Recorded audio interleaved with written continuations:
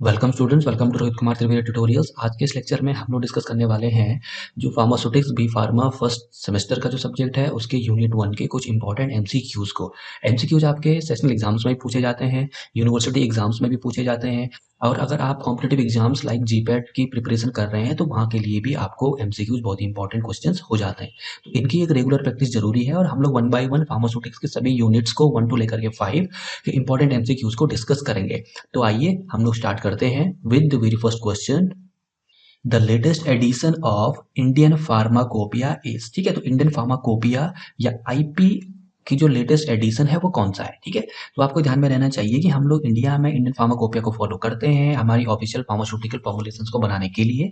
ठीक है, तो हम लोग करेंटली 2018 एडिशन इंडियन फार्माकोपिया का फॉलो कर रहे हैं।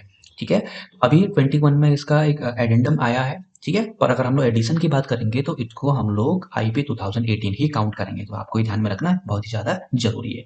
Now moving towards the question number second, who is known as father of pharmacy in India. ठीक है, तो इंडिया में फादर ऑफ फार्मेसी के नाम से किसको जाना जाता है। यहाँ पे हमारे ऑप्शंस हैं आर एन चोपड़ा जी, ठीक है, रामनाथ चोपड़ा इनका पूरा नाम है। Second B option is M L Shroff, Mahadev Lal Shroff. C option is T K Gujjar, professor T K Gujjar. And D option is sir William Procter. ठीक है स्टूडेंट्स, तो यहाँ पे हमारा जो करेक्ट आंसर होगा father of pharmacy in India को लेकर के that is M L Shroff. ठीक है, और अगर क्वेश्चन आपसे पूछा जाता है कि who is the father of American pharmacy, तो वहां पर नाम आता है विलियम प्रॉक्टर का। ठीक है, और अगर इन जनरल एक ओवरऑल ऐसा क्वेश्चन अगर आपको आए हु इज नोन है फादर ऑफ फार्मेसी, ठीक है, तो यहाँ पे आपको नाम ध्यान में रखना है क्लाउडियस गैलन का। ठीक है, तो गैलन को फादर ऑफ फार्मेसी माना जाता है।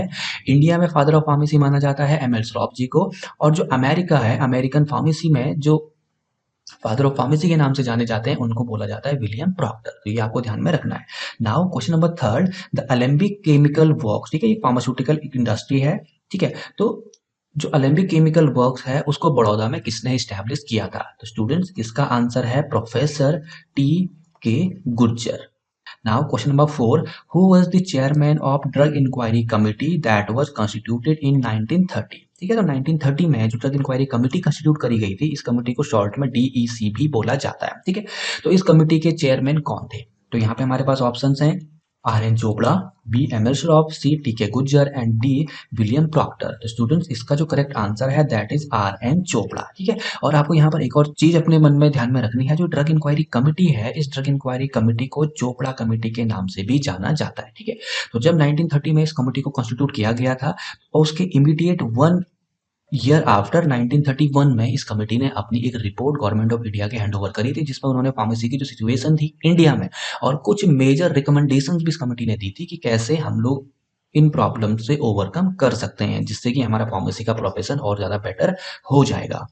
Now next question, the pharmacy act was passed in. Important question है, जो फार्मेसी एक्ट है वो कब पास हुआ था। यहाँ पर हमारे पास ऑप्शंस हैं, option number A 1940, option B 1945, option C 1948 and D 1955। तो स्टूडेंट्स यहाँ पे आपको ध्यान में रखना है, जो हमारा फार्मेसी एक्ट है वो आया था 1948 में। ठीक है, और ये जो फार्मेसी एक्ट है बेसिकली इसको कंस्टिट्यूट किया गया था जो फार्मेसी की जो एजुकेशन है उसको इंडिया में रेगुलेट करने के लिए। ठीक है, और इस फार्मेसी एक्ट के बाद ही जो फार्मेसी काउंसिल ऑफ इंडिया या पीसीआई है उसका कॉन्स्टिट्यूशन किया गया था 1949 में। ठीक है, और इसके बाद स्टेट फार्मेसी काउंसिल आई, फिर फार्मासिस्ट का रजिस्ट्रेशन, इस तरीके की सारी चीजें फिर इंट्रोड्यूस होनी फार्मेसी में स्टार्ट हुई है। ठीक है, तो आपको ध्यान में रखना है जो फार्मेसी एक्ट है इसका रिलेशन है फार्मेसी एजुकेशन को रेगुलेट करने से, और ये एक्ट आया था 1948 में, और इसके बाद ही फार्मेसी काउंसिल ऑफ इंडिया का कॉन्स्टिट्यूशन किया गया था, और फार्मेसी काउंसिल ऑफ इंडिया का जो कॉन्स्टिट्यूशन है वो किया गया था 1949 में। Okay, now next question, ointment is the doses form. तो ऑइंटमेंट हमारी कौन सी डोजेस फॉर्म की कैटेगरी में क्लासिफाइड है। हमारे पास ऑप्शंस हैं solids, liquids, semi solid and gaseous. Okay, the right answer is semi solid. ठीक है, तो आपको डोजेस फॉर्म का एक डिटेल्ड क्लासिफिकेशन ध्यान में रहना चाहिए। ठीक है, तो ऑइंटमेंट्स को सेमी सॉलिड्स की कैटेगरी में हम लोगों ने कैटेगराइज किया है।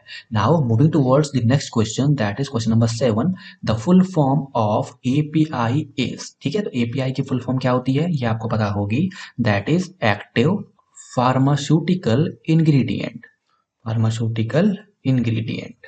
ठीक है। और जो एक्टिव फार्मास्यूटिकल इंग्रेडिएंट है किसी भी डोजेस फॉर्म में, ठीक है, इस एक्टिव फार्मास्यूटिकल इंग्रेडिएंट को ही ड्रग भी बोला जाता है। ये ही रिस्पॉन्सिबल होता है हमारी डिजीज के ट्रीटमेंट के लिए, ठीक है। जो एक्टिव कॉन्स्टिट्यूएंट हम लोग बोलते हैं किसी भी डोजेस फॉर्म में, तो वो उसको ही हम लोग एक्टिव फार्मास्यूटिकल इंग्रेडिएंट बोलते हैं। Next question, question number 8, that is cachets are made up of, ठीक है। तो कैचेट्स होती हैं वो किसकी बनी हुई होती हैं? जो कैचेट्स होती हैं वो हमारे राइस फ्लोर की बनी हुई होती हैं, ठीक है। तो जो कैचेट्स हमारी हैं वो सॉलिड यूनिट डोजेस फॉर्म के अंदर उनको क्लासिफाई किया गया है डोजेस फॉर्म क्लासिफिकेशन में।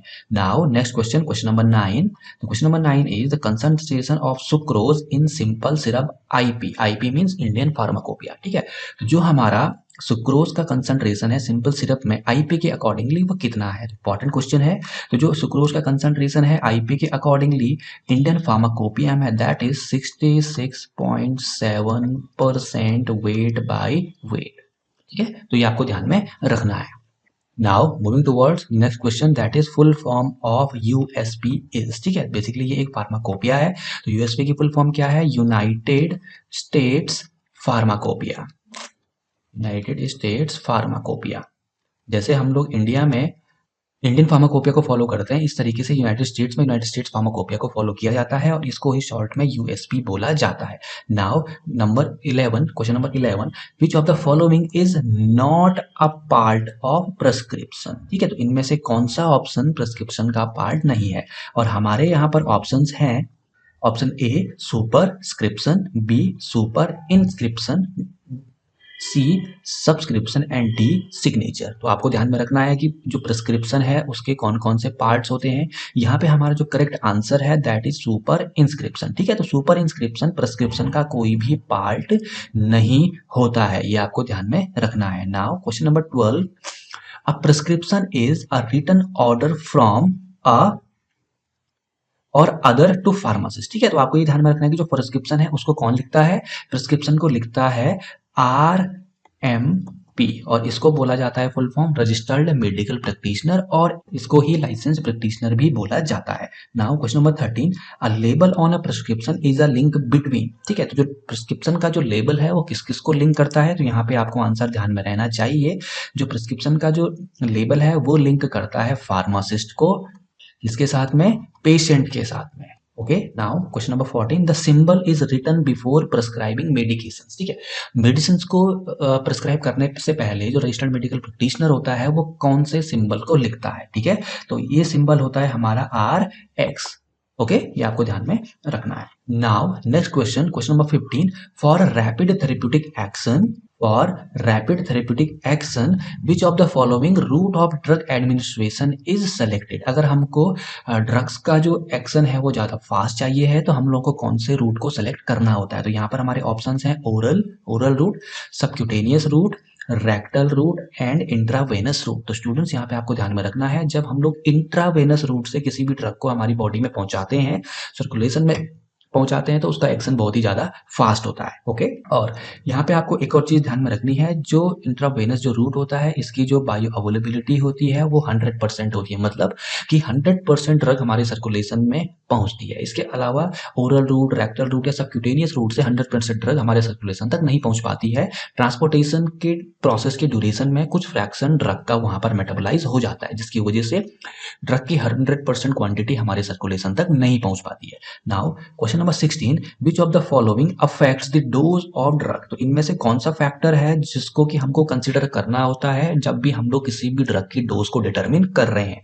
तो यहाँ पे हमारे ऑप्शंस हैं, option A time of administration, option B synergism, option C antagonism and option D all of the above, मतलब कि सभी। तो स्टूडेंट्स आपको ध्यान में रखना है, तो जो तीनों फैक्टर्स हैं time of administration, synergism, antagonism, तो ये सभी फैक्टर ड्रग की डोज को अफेक्ट करते हैं। इसका एक प्रीवियस डिटेल्ड वीडियो मैंने बनाया हुआ है पोजोलॉजी के अंदर, जिसमें फैक्टर्स अफेक्टिंग पोजोलॉजी है, तो चाहे तो आप उस वीडियो को देख सकते हैं। Now question number 17, the paediatric dose is calculated by using age, ठीक है। तो हम जब भी पेडियाट्रिक डोज को कैलकुलेट करते हैं तो अलग अलग मेथड्स हमारे पास होते हैं, जैसे एज हो गया, बॉडी वेट हो गया, सरफेस एरिया हो गया। तो वो कौन से मेथड्स हैं जिनका यूज करते हैं हम लोग पेडियाट्रिक डोज को कैलकुलेट करने के लिए? ठीक है, यूजिंग एज मेथड, जहां पे एज को कंसीडर किया जाता है, या वो मेथड्स हमारे हैं Young's formula and Dilling's formula. Okay, तो ये ऑप्शन दोनों मेथड्स आपको ध्यान में रखने हैं। Question number 18, in which method ingredients are mixed in almost equal proportion. ठीक है, तो वो कौन सा मेथड है जिसमें कि हम लोग इंग्रेडिएंट को ऑलमोस्ट इक्वल प्रोपोर्शन में मिक्स करते हैं? तो उस मेथड को बोला जाता है जियोमेट्रिक डाइल्यूशन।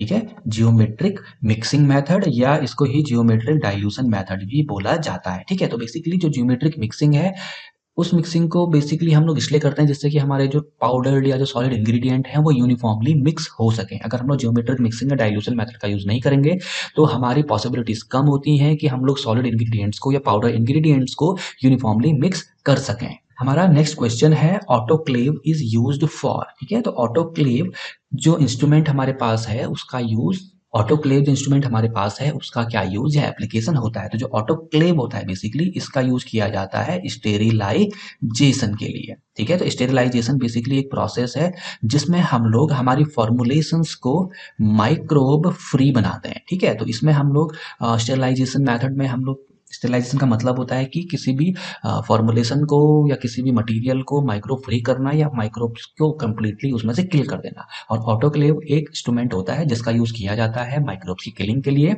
और इसको स्टेरिलाइजेशन के लिए यूज किया जाता है। Question number 20, the rate and extent of unchange drug that reaches to systemic circulation is called a. ड्रग की क्वांटिटी और रेट जिससे कि कोई ड्रग सर्कुलेशन तक पहुंचती है, ठीक है, उसको हम लोग क्या बोलते हैं? तो यहाँ पर बात आती है बायो अवेलेबिलिटी की। ठीक है, तो ड्रग की जो क्वांटिटी हमारे सर्कुलेशन में पहुंचती है उसको ही उस ड्रग की बायो अवेलेबिलिटी बोला जाता है।